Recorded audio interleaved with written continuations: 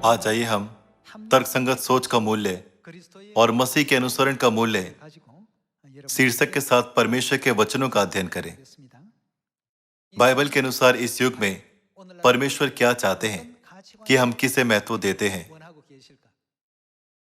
जब लोगों को तर्कसंगत सोच और मसीह के अनुसरण के बीच चयन करना होता है, ऐसा समय होता है जब लोग नहीं जानते कि उन्हें कौन सा चुनाव करना चाहिए।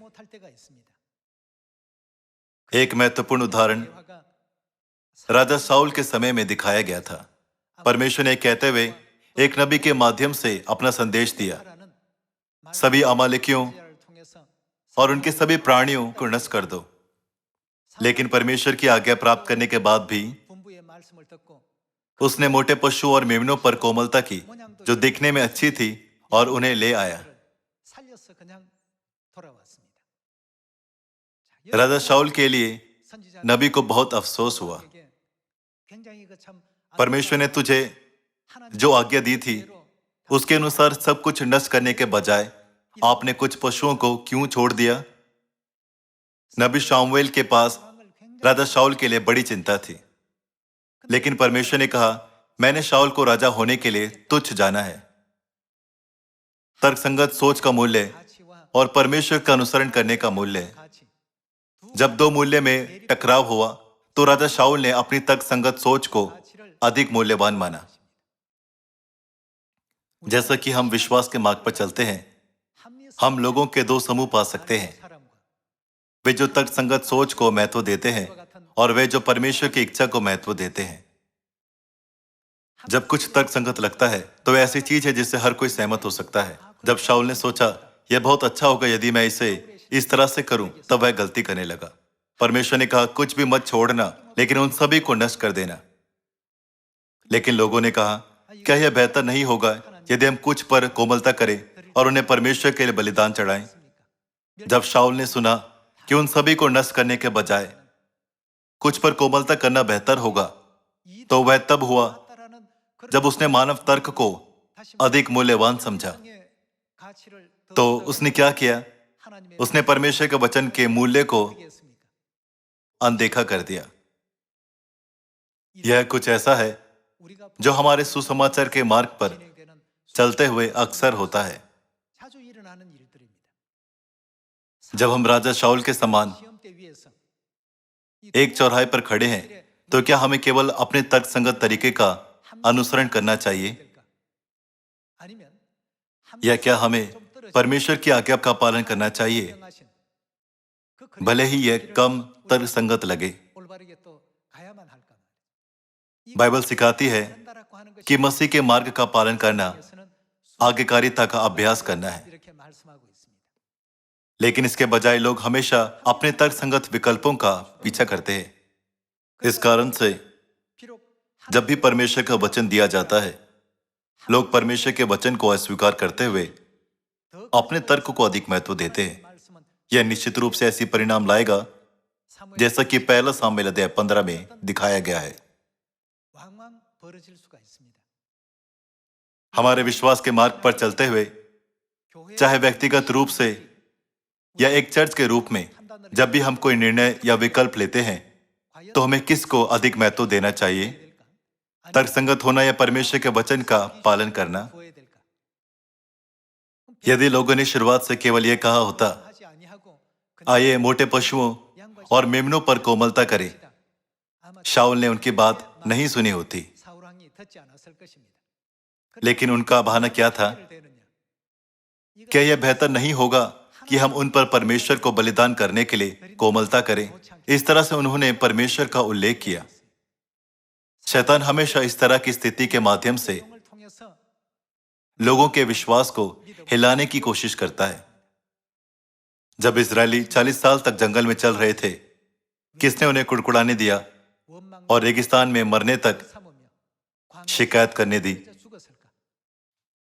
परमेश्वर ने दिन के दौरान बादल के एक खंबे और रात के दौरान आग के एक खंबे के माध्यम से अपनी उपस्थिति दिखाई और 40 सालों तक मन्ना की बरसात की, ताकि वे भूखे ना जाएं। भले ही परमेश्वर ने हर दिन ऐसे अद्भुत चमत्कार दिखाए, लेकिन वहां एक कारण था कि वे रेगिस्तान में नष्ट हो गए। इसका कारण यह है कि उन्होंने किसका अनुसरण किया। भले ही परमेश्वर हमेशा उनके साथ थे, लेकिन जो उन्होंने देखा उसे तर्क संगत बनाना उनके लिए अधिक महत्वपूर्ण था। राजा शाऊल के समय में जब परमेश्वर ने उसे सब कुछ नष्ट करने के लिए कहा था, यदि उसने आज्ञा मान ली होती तो उसे भी एक ऐसे राजा के रूप में दर्ज किया जाता जिसने विश्वास की मिसाल पेश की, लेकिन वह अवज्ञा के लिए जाना चाहता है। भाई और बहनों, जब हमारे आसपास के लोग शाऊल के मामले के जैसे कुछ मांग करते हैं तो हमें स्वयं को एक बार फिर से याद दिलाना चाहिए कि परमेश्वर ने हमें क्या बताया है। यदि हम लगातार जैसे शाऊल ने किया मानवीय निर्णय के साथ तर्कसंगत विकल्प लाते हैं, हम अंततः परमेश्वर की पवित्र आज्ञा को कुछ ऐसा मानते हुए जिसका कोई महत्व नहीं है त्याग करेंगे। आइए हम इस शिक्षा को प्रकाशित वाक्य अध्याय 14 में खोजें। प्रकाशित वाक्य अध्याय 14 आयत 1। फिर मैंने दृष्टि की और देखो वह मेमना सिय्योन पहाड़ पर खड़ा है और उसके साथ 1,44,000 जन हैं जिनके माथे पर उसका और उसके पिता का नाम लिखा हुआ है। और स्वर्ग से मुझे एक ऐसा शब्द सुनाई दिया जो जल की बहुत धाराओं और बड़े गर्जन का सा शब्द था। और जो शब्द मैंने सुना वह ऐसा था मानो वीणा बजाने वाले वीणा बजा रहे हो। वे सिंहासन के सामने और चारों प्राणियों और प्राचीनों के सामने एक नया गीत गा रहे थे। उन 1,44,000 जनों को छोड़ जो पृथ्वी पर से मोल लिए गए थे, कोई वह गीत ना सीख सकता था। ये वही है जो स्त्रियों के साथ अशुद्ध नहीं हुए पर कुंवारे हैं। ये वही है कि जहां कहीं मेमना जाता है वह उसके पीछे हो लेते हैं। ये तो परमेश्वर के निमित्त पहले फल होने के लिए मनुष्य में से मोल लिए गए हैं। यह अत्यंत महत्वपूर्ण है। ये वही है कि जहां कहीं मेमना जाता है वह उसके पीछे हो लेते हैं। कोई फर्क नहीं पड़ता कि उसके आसपास के लोग क्या कहते हैं, वे हमेशा सोचते हैं परमेश्वर ने हमें क्या करने की आज्ञा दी है। जहां कहीं मेमना जाता है वह उसके पीछे हो लेते हैं। वे केवल मसीह पर ध्यान केंद्रित करते हैं और उनके वचनों को अधिक मूल्यवान मानते हैं, क्योंकि वे तर्कसंगत या शारीरिक रूप से लाभकारी होने वाली चीजों के बजाय परमेश्वर के प्रत्येक वचनों को महत्व देते हैं। इसलिए वे जहां कहीं भी मेमना जाता है उसके पीछे हो लेते हैं। मिस्र से कनान तक जंगल में 40 साल की यात्रा पर भी चूंकि कनान मंजिल था तो उन्हें कनान की ओर एक सीधा रास्ता लेना चाहिए था। हालांकि जब वे कनान के करीब आए तो वे पीछे मुड़ गए। परमेश्वर ने उन्हें उल्टी दिशा और एक लंबा रास्ता की ओर अगुवाई की। उन्होंने सोचा होगा इससे हमारे लिए कोई शारीरिक लाभ नहीं है, लेकिन परमेश्वर उन्हें उस रास्ते पर अगुवाई की। परिणाम स्वरूप लोगों ने उस मार्ग के कारण जिस पर वे थे शिकायत की और कुड़कुड़ाए। हमारी मंजिल बिल्कुल आसपास है। सियोल से बुसान की यात्रा करने के लिए आपको डेगू जैसी जगहों से गुजरना होगा, लेकिन जब वे डेगू पहुंचते हैं तो परमेश्वर उन्हें वापस सुवान ले जाते हैं। इसलिए लोग यह कहते हुए कुड़कुड़ाए, इसमें कोई तर्क संगतता नहीं है। यदि हम बस थोड़ा और आगे बढ़ते हैं तो हम बुसान में होंगे। हम क्यों मुड़ रहे हैं? इसी कारण उन्हें विषैले सांपों ने काट लिया था। भाइयों बहनों, सुसमाचार के मार्ग पर चलते हुए हम हमेशा अपनी पसंद के अनुसार नहीं चुन सकते। विश्वास की दुनिया में कई आज्ञा हैं जो हमारे तर्क संगत विचारों से परे है।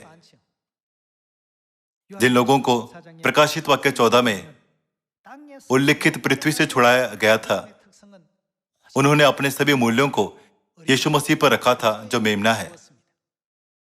यदि हम यह महसूस करने के बाद पथ पर चलते हैं कि मेमने ने हमें उद्धार की ओर अगुवाई करने के लिए सब कुछ किया है, तो इससे कोई फर्क नहीं पड़ता कि यह अत्यंत तेज धूप का रास्ता हो या खुरदुरी बजरी का रास्ता हो या फिर कंटीली झाड़ियों से भरा रास्ता हो।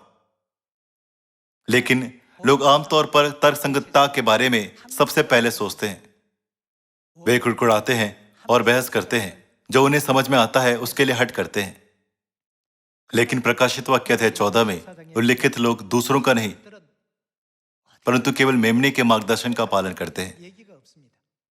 यह सब इसलिए है क्योंकि वे सही ढंग से समझते हैं और विश्वास करते हैं कि मेमने ने हमारे उद्धार के लिए जो कुछ किया है भाई और बहनों, स्त्री की शेष संतान के रूप में स्वर्ग के अनंत राज्य में प्रवेश करने के लिए हमें स्वयं से यह पूछते हुए कि परमेश्वर इसे इस तरह से क्यों करते हैं, विचार करना चाहिए कि परमेश्वर किसे मूल्य देते हैं। मानवीय तर्क का मूल्य हमेशा एक आत्म केंद्रित दृष्टिकोण से आता है। जो मसीह पर अपना मूल्य देते हैं वे आत्म केंद्रित नहीं होते, वे मसीह केंद्रित विचार रखते हैं। इस तरह से हमें अपने शेष विश्वास के जीवन को जीना चाहिए। आइए पुराने नियम के कुछ और उदाहरणों पर एक नजर डालते हैं। आइए यहोशू अध्याय 6 आयत 1 देखें। यरीहो के सब फाटक इस्राएलियों के डर के मारे लगातार बंद रहे और कोई बाहर भीतर आने जाने नहीं पाता था। फिर यहोवा ने यहोशू से कहा, सुन, मैं यरीहो को उसके राजा और शूरवीर समेत तेरे वश में कर देता हूं। इसलिए तुम में जितने योद्धा हैं नगर को घेर ले और उस नगर के चारों ओर एक बार घूम आए और 6 दिन तक ऐसा ही किया करना। और 7 याजक संदूक के आगे आगे मेढ़ों को सींगों के साथ नरसिंगे लिए हुए चले। फिर 7वें दिन तुम नगर के चारों ओर 7 बार घूमना और याजक भी नरसिंगे फूंकते चले। और जब वे मेढ़ों के सींगों के नरसिंगे देर तक फूंकते रहे तब सब लोग नरसिंगे का सब सुनते ही बड़ी ध्वनि से जय जयकार करे। तब नगर की शहरपनाह नींव से गिर जाएगी और सब लोग अपने अपने सामने चढ़ जाएं। इसलिए नून के पुत्र यहोशू ने याजकों को बुलवा कर कहा, वाचा के संदूक को उठा लो। और 7 याजक यहोवा के संदूक के आगे आगे मेढ़ों के सींगों के साथ नरसिंगे लिए चले। फिर उसने लोगों से कहा, आगे बढ़कर नगर के चारों ओर घूम जाओ और हथियारबंद पुरुष यहोवा के संदूक के आगे आगे चले। जिस तरह से परमेश्वर ने उन्हें यरीहो नगर को जीतने के लिए आज्ञा दी थी, वह कुछ ऐसा नहीं था जो तर्क संगत लगे।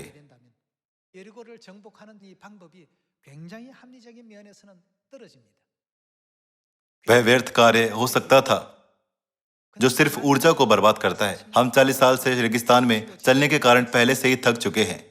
परमेश्वर हमें बार बार यरीहो नगर के चारों ओर घूमने के लिए क्यों कहते हैं? यदि परमेश्वर ने हमें नगर की दीवार को तोड़ने के लिए एक विशाल प्रहार के साथ हमला करने के लिए कहा होता तो यह आसान होता।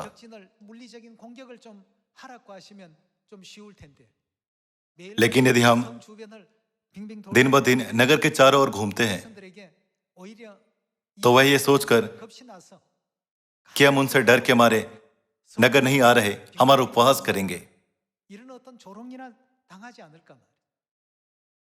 ज्यादातर लोगों के मन में जो तर्कपूर्ण सोचते हैं यह विचार आया होगा, लेकिन जो मसीह को महत्व देते थे उनका विचार अलग थे। इस रणनीति के साथ यह करने की आज्ञा किसने दी? यह परमेश्वर ही थे जिन्होंने उन्हें आज्ञा दी थी। मानवीय अनुभव के आधार पर यह एक असंभव तरीके की तरह लग रहा था, लेकिन जब उन्हें 100% विश्वास था कि उद्धार परमेश्वर की ओर से है तो वे दिन में एक बार और 7वें दिन 7 बार नगर के चारों ओर घूमे। जब उन्होंने इस तरीके का पालन किया जो परमेश्वर ने उन्हें कहा और चिल्लाए तो एक अद्भुत और अभूतपूर्व कार्य हुआ। यरीहो की दीवारें खुद ब खुद ढह गई।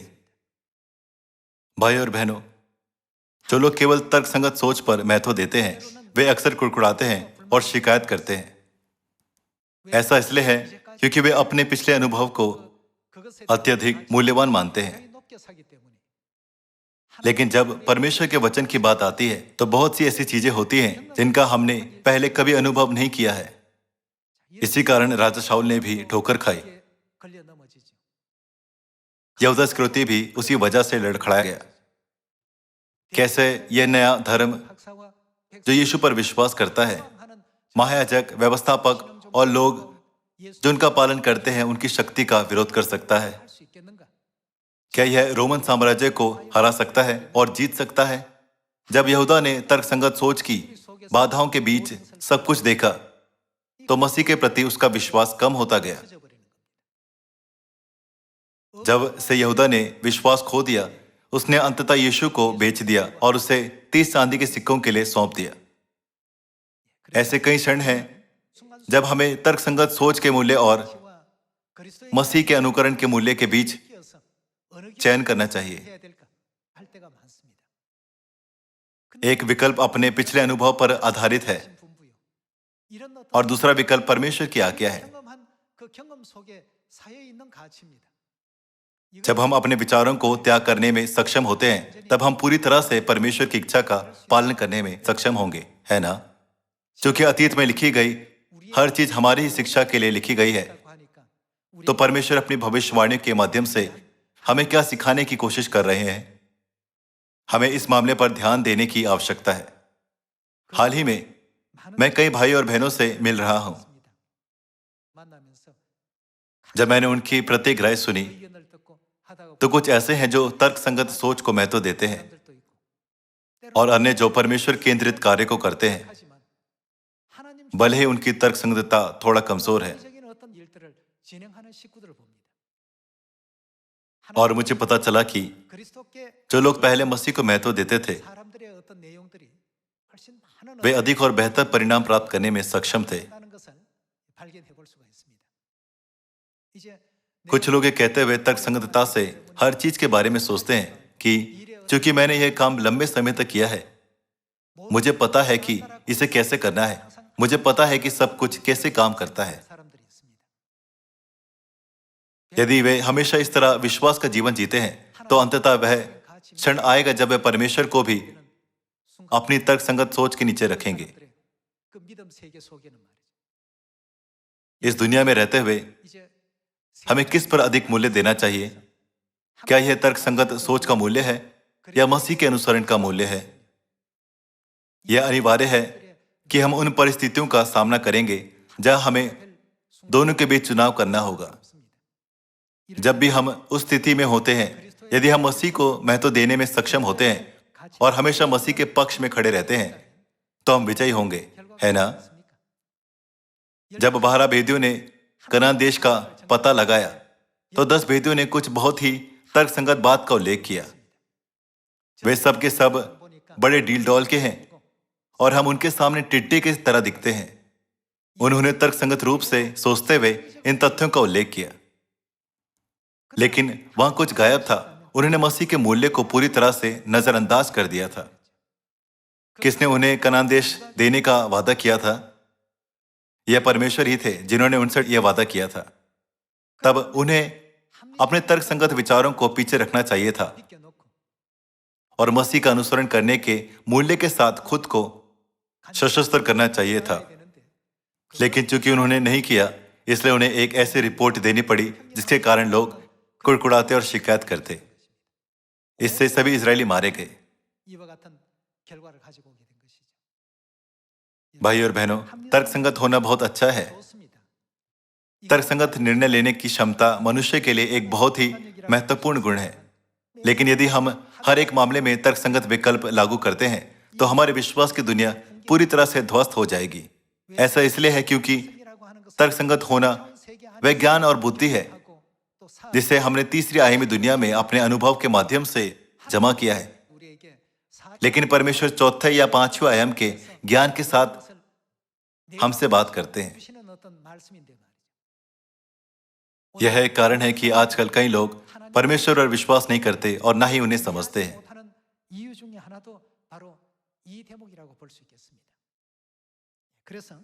यहोशू और कालेब ने कहा, भले ही वे बड़े हैं, लेकिन उनके देवताओं ने उनके ऊपर से हट गई है। इस पर विचार करें कि कैसे परमेश्वर ने लाल समुद्र को विभाजित किया, समुद्र में मिस्र की सेना को दफनाया और हमें मिस्र से बाहर निकाला, तो हम निश्चित रूप से उन्हें निगल लेंगे। हमें यहोशू और कालेब की तुलना, जिन्होंने परमेश्वर को महत्व दिया, उन 10 भेदियों के साथ करने की जरूरत है जिन्होंने केवल तर्कसंगत विचार किया था। हमें इस सुसमाचार के मार्ग पर चलते हुए इस तरह के विचार को फेंक देना चाहिए कि जब हमारे पास ज्यादा होता है तो हम मजबूत होते हैं और जब हमारे पास कम होता है तो हम कमजोर होते हैं। हमेशा हमारे साथ कौन है? परमेश्वर हमारे साथ है। मत्ती 28 में उन्होंने कहा कि वे कब तक हमारे साथ रहेंगे? मैं जगत के अंत तक तुम्हारे साथ रहूंगा। जो पिता और पुत्र और पवित्र आत्मा के नाम से बपतिस्मा लेते हैं और सुसमाचार का प्रचार करते हैं। इसलिए जाओ और सभी जातियों के लोगों को चेला बनाओ। जो मैंने तुम्हें आज्ञा दी है उनको मानना सिखाओ। हम अंग्रेजी नहीं बोल सकते। हम सामारिया और पृथ्वी के छोर तक कैसे जा सकते हैं? हमें अरबी नहीं आती। हम वहां कैसे जा सकते हैं? मुझे स्पेनिश नहीं आती। मैं स्पेनिश भाषा वाले देशों में कैसे जा सकता हूं और प्रचार कर सकता हूं? अफ्रीका में कई फ्रेंच भाषा वाले देश हैं, लेकिन मैं फ्रेंच भी नहीं बोल पाता। मैं वहां कैसे जा सकता हूं? कई लोगों के लिए तर्कसंगत निर्णय पहले आता है। मानव जाति आमतौर पर उस तरह से निर्णय लेती है। हालांकि हमें अपने निर्णय में क्या जोड़ना चाहिए? हमें मसीह को सर्वोच्च मूल्य के स्थान पर रखना चाहिए। यह वास्तविकता है, लेकिन परमेश्वर ने हमें बताया कि उन्होंने पहले से ही हमारे लिए मार्ग खोल दिया है ना? लोग फ्रेंच में सत्य पुस्तक पढ़ने के बाद सच्चाई का एहसास कर सकते हैं, सबत और फसा को मना सकते हैं और वे सुसमाचार के सेवक बन सकते हैं जो फ्रेंच भाषा वाले देशों में प्रचार कर सकते हैं। क्या यह संभव नहीं है? हम नहीं जानते कि सब कुछ कैसे जुड़ा है, लेकिन परमेश्वर सब कुछ जानते और संचालित करते हैं। आइए हम एक और वचन पर एक नजर डालें। न्यायोदय 7 आयत 1। तब गिदोन, जो यरूबाल भी कहलाता है, और सब लोग जो उसके संग थे सवेरे उठे और हरोद नामक सोते के पास अपने डेरे खड़े किए, और मिधानियों की छावनी उनके उत्तरी और मोरे नामक पहाड़ी के पास तराई में पड़ी थी। तब यहोवा ने गिदोन से कहा, जो लोग तेरे संग हैं वे इतने हैं कि मैं मिधानियों को उनके हाथ नहीं कर सकता। नहीं तो इस्राएली ये कहकर मेरे विरुद्ध अपनी बड़ाई मानने लगेंगे कि हम अपने ही भुजबल के द्वारा बचे हैं। इसलिए तू जाकर लोगों में यह प्रचार करके सुना दे, जो कोई डर के मारे थरथराता हो वह गिलाद पहाड़ से लौटकर चला जाए। तब 22,000 लोग लौट गए और केवल 10,000 रह गए। 22,000 मनुष्य क्यों लौट गए? वे भय से क्यों कांपते थे? ऐसा इसलिए है क्योंकि उन्होंने मानवीय तर्क को महत्व दिया। उनके पास केवल 32,000 पुरुष थे, जबकि उनके दुश्मन 1,35,000 पुरुष थे। जब उन्होंने तर्कसंगत सोच से स्थिति की गणना की तो उन्होंने देखा कि दुश्मन संख्या से अधिक थे और उनके पास उतने हथियार नहीं थे। फिर भी परमेश्वर ने उन्हें पुरुषों की संख्या कम करने के लिए कहा, तो उन्होंने स्वयं से सोचा, बिल्कुल नहीं, यह नामुमकिन है। यदि हम उनके खिलाफ युद्ध में जाते हैं तो हम सभी असहाय कुत्तों की तरह मारे जाएंगे। इसी कारण 22,000 लोग लौट गए। वे वह लोग थे जो उसे मूल्य देते थे, जो तर्कसंगत लगता था। यदि वे परमेश्वर को मूल्य देते तो उन्हें डर नहीं लगता, भले ही 1,35,000 के बजाय 13,50,000 पुरुष होते।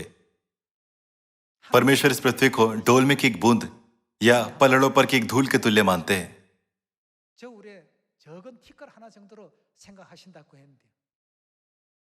जो लोग परमेश्वर को मूल्य देते हैं वे तर्कसंगत सोच का पालन नहीं करते। पिछले इतिहास को देखकर हमें समझना चाहिए कि हम किसे मूल्य दें। क्या हम अपने तर्कसंगत सोच को मूल्य दें या परमेश्वर को? आइए आयत 4 के साथ जारी रहें। फिर यहोवा ने गिदोन से कहा, अब भी लोग अधिक हैं। उनके दुश्मन की संख्या 1,35,000 थी, लेकिन परमेश्वर ने गिदोन से कहा, अब भी लोग अधिक हैं। यदि गिदोन कोई ऐसा व्यक्ति होता जिसने परमेश्वर को महत्व नहीं दिया तो वह घबरा जाता। हे परमेश्वर, आप ये कैसे कह सकते हैं? हमें और अधिक सैनिकों की आवश्यकता है, लेकिन आप हमें पुरुषों की संख्या कम करने के लिए कह रहे हैं। आप क्या चाहते हैं कि हम करें? मैं अब यह नहीं कर सकता। लेकिन गिदोन ने वह सब कुछ किया जो परमेश्वर ने आज्ञा दी थी। वह विश्वास करता था कि चूंकि परमेश्वर उनके साथ है तो एक अद्भुत योजना होगी। प्रकाशित वाक्य अध्याय 14 में उल्लिखित संतों की तरह गिदोन ने सोचा, जहां भी परमेश्वर जाते हैं हम खुशी से उनका पालन करेंगे। आइए देखते हैं कि गिदोन ने कैसे परमेश्वर के वचन का स्वेच्छा से, धन्यवाद और हर्षित मन से पालन किया। फिर यहोवा ने गिदोन से कहा, अभी भी लोग अधिक हैं। उन्हें सोते के पास नीचे ले चल, वहां मैं उन्हें तेरे लिए परखूंगा। और जिस जिसके विषय में मैं तुझसे कहूं ये तेरे संग चले तो वह तेरे संग चले, और जिस जिसके विषय में मैं कहूं यह तेरे संग ना जाए वह ना जाए। तब वह उनको सोते के पास नीचे ले गया। वहां यहोवा ने गिदोन से कहा, जितने कुत्ते के समान जीभ से पानी चपड़ चपड़ करके पिए उनको अलग रख, और वैसे ही उन्हें भी जो घुटने टेक कर पिए। जिन्होंने मुंह से हाथ लगा चपड़ चपड़ करके पानी पिया उनकी तो गिनती 300 ठहरी, और बाकी सब लोगों ने घुटने टेक कर पानी पिया। जैसा कि हम अच्छी तरह से जानते हैं, यह इस मामले का निष्कर्ष था। अंत में केवल 300 पुरुष ही रह गए और बाकी को वापस भेज दिया गया।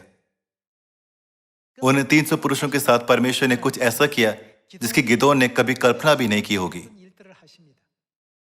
बाकी 300 लोगों के साथ परमेश्वर ने एक अकल्पनीय कार्य किया। भले ही उनके पास केवल 300 पुरुष थे, लेकिन कोई दुर्घटना नहीं हुई। जब उन्होंने परमेश्वर के मार्गदर्शन का पालन किया, मिद्यानियों ने एक दूसरे के साथ क्या किया? मिद्यानियों ने अपने संगी को दुश्मन के रूप में गलत समझा, एक दूसरे को तलवारों से मार डाला। उस रात बड़ी संख्या में लोग मारे गए। यह सचमुच अद्भुत है कि परमेश्वर ने अपनी योजना को कैसे अंजाम दिया। क्या परमेश्वर का यह कार्य केवल गिदोन के समय में होता है और हमारे वर्तमान समय में नहीं? परमेश्वर जिन्होंने गिदोन के समय में कार्य पूरा किया अभी भी इस युग में सुसमाचार का नेतृत्व कर रहे हैं। मैं यह नहीं कह रहा कि तर्क संगत होना एक बुरी बात है, लेकिन जब हमारे तर्क संगत सोच का मूल्य मसीह के अनुसरण के मूल्य से पहले आता है, तो हमारे विश्वास के जीवन में समस्याएं हमेशा उत्पन्न होगी।